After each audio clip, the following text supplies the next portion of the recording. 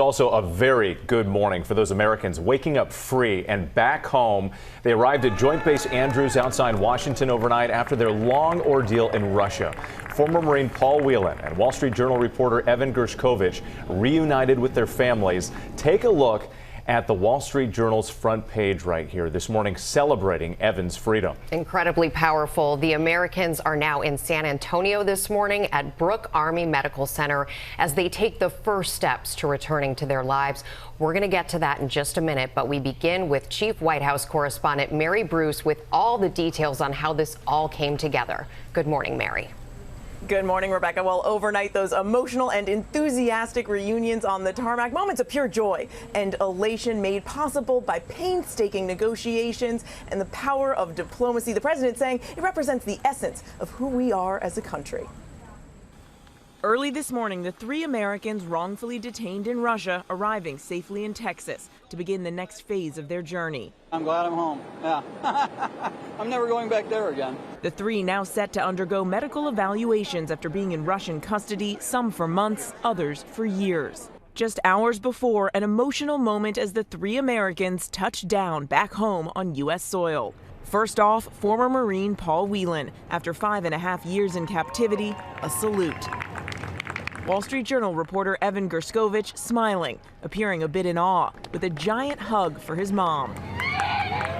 And Russian-American journalist Alsu Kurmasheva embracing her family, holding them close. The three now back where they belong, released as part of the largest, most complicated prisoner exchange since the Cold War. Evan, how are you feeling? I'm all right. It was a good flight. What about the show of support? It's yeah, it's overwhelming. President Biden and Vice President Harris also on hand for the dramatic reunion at Joint Base Andrews outside Washington. It feels wonderful.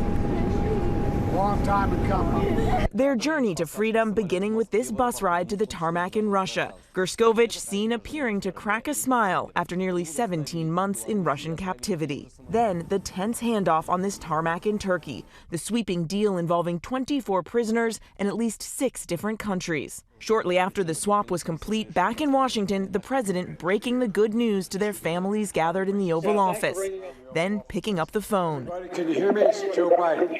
The families speaking for the first time with their loved ones, knowing they were finally coming home. I miss you so much. The Americans then boarding the plane back to the U.S., celebrating with the team sent to pick them up. Their brutal ordeal is over, and they're free. Biden noting Kurmasheva's daughter, Miriam, will now be able to celebrate her 13th birthday today with her mother by her side. Now she gets to celebrate with her mom. That's what this is all about.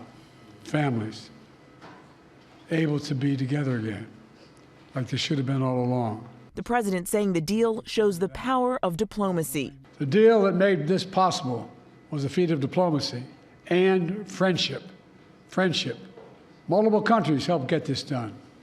They joined the difficult, complex negotiations at my request, and I personally thank them all again. So for anyone who questions whether allies matter, they do. They matter.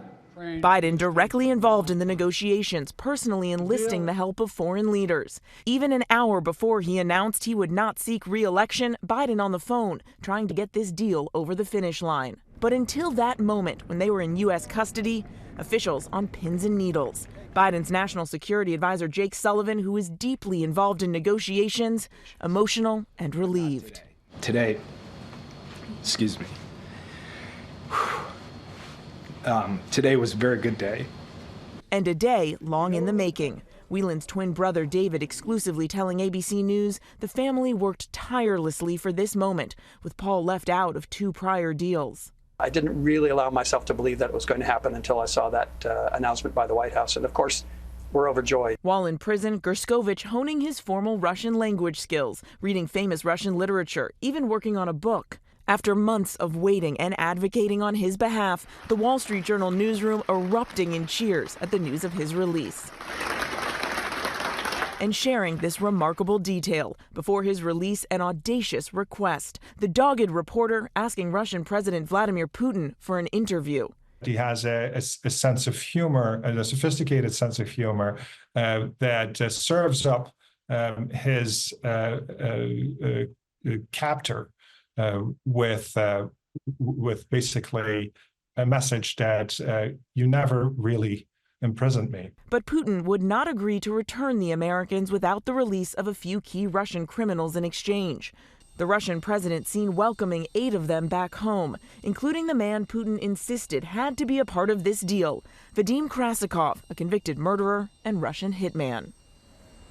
Now, as part of this deal, in total, 16 people held by Russia are now free this morning. The U.S. had hoped that this deal would also include Kremlin critic Alexei Navalny, but of course he died in February behind bars. The Kremlin was, of course, blamed for that. It was a huge blow to these negotiations, but officials here say they were determined. They still saw a path forward, just a more rocky one. The president adamant he wanted to get this done with the time he has left in office. Lara. All right, Mary, thank you. Such good news, though.